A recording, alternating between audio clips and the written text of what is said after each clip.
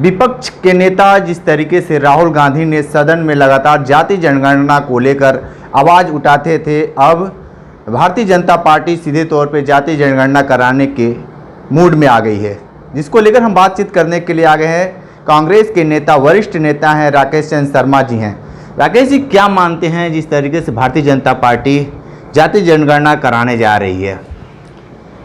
भैया, जाति जनगणना की मांग तो राहुल गांधी जी के बहुत समय पहले से रही, और अगर कराने जा रहे हैं तो ये राहुल गांधी जी की जीत कहलाएगी। आपको मैं याद दिला देता हूँ, इसी पार्लियामेंट के अंदर जब राहुल गांधी जी ने इस मुद्दे को उठाया था तो हमारे जो देश के गद्दारों को गोली मारो वाले सांसद थे, उनका नाम क्या था, उन्होंने जो है इनको जाति सूचक गाली दी थी।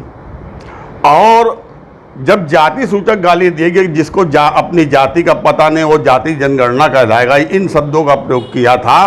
तो आज ऐसे नेता जो कहते थे बटोगे तो कटोगे, जो कहते थे जो करेगा जाति की बात उसको मारूंगा मैं लात, ऐसे बड़े बड़े दिग्गज नेता सबके मुंह पर करारा तमाचा पड़ा है।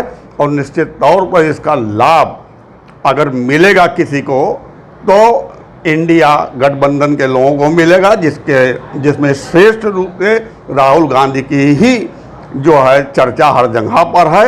और हम सब ये मानते हैं कि राहुल गांधी को ही इसका श्रेय आम जनता देगी, क्योंकि अगर आम जनता समझ रही है जनता की लोगों की बातों को और देख भी रही है कि लड़ाई कौन लड़ रहा है, तो उसी जनता जिन्होंने देखा अभी जो पहलगाम में जो केस हुआ, एक सैनिक की विधवा ने जो कहा कि कश्मीरियों मुसलमानों की बात मत करो, तो उसको भी इन लोगों ने ट्रोल किया। तो ऐसी सोच रखने वाले जो समाज के अंदर लोग हैं, ये ट्रोल आर्मी, वो कुछ कहती रहे बकती रहे, लेकिन जनता को अब की बार अपने ईमानदारी का परिचय देना होगा और देश को जो है गर्त में ले जाने से रोकना होगा। बहुत सारे लोग ये कह रहे हैं कि भारतीय जनता पार्टी ने, यानी देश के प्रधानमंत्री नरेंद्र मोदी ने मास्टर स्ट्रोक खेल दिया है। ये मास्टर स्ट्रोक आगामी चुनाव के लिए कितना लाभदायक होगा?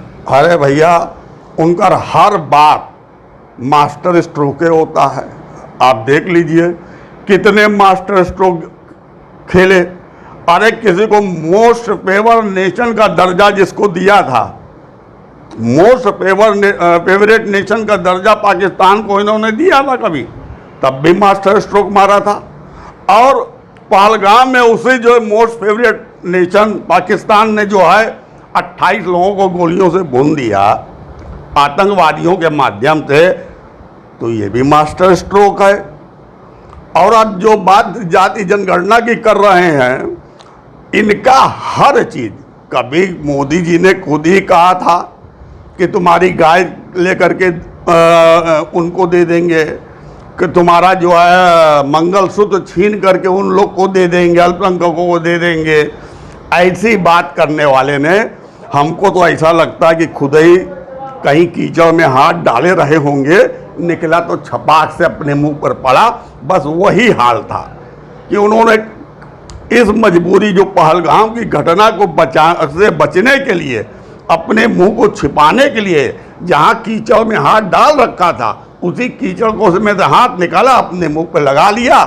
और इनकी जो ट्रोल आर्मी वो कर रही है मास्टर स्ट्रोक है, मास्टर स्ट्रोक है, उनके लिए मास्टर स्ट्रोक होगा। लेकिन यह निश्चित है कि यह जिसको मास्टर स्ट्रोक बता रहे हैं, अभी आगे देखिए, अब तो जो है हम तो ये कहेंगे कि 11वां साल चल रहा है, सारी चीज़ें सामने आती जा रही हैं। आज IMF का जो क्या था, कृष्णमूर्ति सुब्रमण्यम, जो वहाँ का मेंबर था IMF का, उसको भी निकाल के बाहर कर दिया गया है, केवल उनकी क्या कहते हैं बदजुबानी और जो उन्होंने उनके क्रियाकलाप के वजह से। तो आप ये देख लीजिए कि इनके क्रियाकलाप जितनी भी चल रहे, अजीत डोभाल क्या कर रहा था, वह मास्टर स्ट्रोक था। भाई अजीत, आपको मैं बता दे रहा हूँ आज इसी आपके सामने कि ये अजीत डोभाल वही है जब कभी जो है इंदिरा जी ने कहा था अमेरिका से कि इनके परमाणु संयंत्र को रोका जाना चाहिए पाकिस्तान के, तो अमेरिका ने इंदिरा जी की बात को इग्नोर कर दिया था। तो इंदिरा जी ने ये एक प्लान बनाया था, अपनी रा की टीम, उसी समय रा का एस्टेब्लिशमेंट भी था, और बनाया था कि ये इनके किसी प्रकारेण वहाँ के जो पाकिस्तान में परमाणु संयंत्र लग रहा है इसको उड़ाया जाए। लेकिन जिस दिन इनको यहाँ से टीम जाना था इस कार्रवाई को अंजाम देने के लिए, उसके 2 दिन पहले ये बात लीक कर गई। लीक किसने की? क्योंकि अब ये सोचने की बात है, क्योंकि जिस समय ये IPS होकर के रा के जो है अधिकारी बन करके ये पाकिस्तान में थे, हमारे अजीत डोभाल साहब उस समय, तो इनसे पूछा जाना चाहिए। आज नहीं पूछा जाएगा। मैं देशवासियों से अपील करता हूं कि सत्ता बदल दीजिए। देखिए कितने चेहरे बेनकाब होंगे इस भारत के अंदर जिन्होंने हमारे देश के साथ गद्दारी की, गुलामी की। अभी आपने देखा होगा कि इसरो का भी एक वैज्ञानिक, बहुत बड़ा वैज्ञानिक, वो हनी ट्रैप में फंस गया था। हनी ट्रैप होता क्या है भैया? जब इतने बड़े बड़े वैज्ञानिक और संघ के अगर निकाला जाएगा ना पूरा लिस्ट, तो कितने लोगों ने देश के साथ गद्दारी किया है, सावरकर से शुरू किया जाएगा, कितने लोगों ने देश के साथ गद्दारी किया है उसकी गिनती नहीं हो पाएगी। तो ये राष्ट्रभक्ति का पाठ पढ़ा करके मास्टर स्ट्रोक समझाना चाहते हैं, तो इसको सब जनता अब समझने लगी है। अगर जनता अब भी नहीं समझी तो ये मान के चलिएगा कि अब हम पतन की तरफ जा रहे हैं। इसको उठाना बहुत ही मुश्किल अब हो गया है, और ऐसा ना हो कि हमारे पास हाथ मल के पछताने के सिवा कुछ ना रह जाए, इसलिए मैं सावधान करना चाहता हूँ। एक और बात बताइए कि जिस तरीके से जाति जनगणना अगर हो जाती है तो किसको लाभ मिलेगा? आम जनता को मिल पाएगा कि नहीं? लेकिन लगातार आप लोग ये भी कह रहे हैं कि सभी प्राइवेट हो चुका है, कुछ जो सरकारी संस्थान थे उसको बेच दी भी गया। लगातार आप लोग आरोप लगा रहे हैं। तो एक तरफ भारतीय जनता पार्टी कह रही है कि जो पिछड़े, दलित हैं, वंचित हैं, सबको लाभ में मिलेगा। देखिए, इनकी नीति और नीयत दोनों ही कभी स्पष्ट नहीं रही है। जाति जनगणना से लाभ हमारी देश की जनता को होगा, और कब होगा? जब देश की जनता कांग्रेस को और उसके किए हुए कारनामे को अगर याद करेगी। देश एक समय था कि राजा और राजवाड़ों के हाथ में हुआ करता था, सारी संपत्ति जो है उनके स्टेट की हुआ करती थी। हम सब प्रजा हुआ करते थे, नागरिक नहीं हुआ करते थे। नागरिक का मतलब ये होता है कि देश की राजनीति में हर व्यक्ति की भागीदारी। हम प्रजा थे, जो राजा ने कहा वो हमने कर दिया। उस स्थिति को निकाल करके जब देश आज़ाद हुआ है तो हमने जो है राजा राजवाड़ों का जो है सारे जो राजपाट था उसको डंप करके, छीन करके उसका जो भी बंटवारा था हमने जनता को धीमे धीमे करके देना शुरू कर दिया था।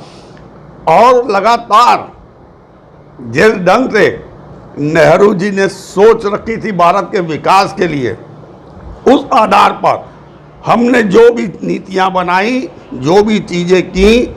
अब देखिए भाखड़ा नागल डैम है, अभी लोग कहेंगे, अभी एक जो था भाजपा का नेता कह रहा था कि नेहरू जी की वजह से जो है वो जो पाकिस्तान आज ये कर रहा है, और इन्होंने घोषणा कर दी सिंधु का पानी रोक देंगे।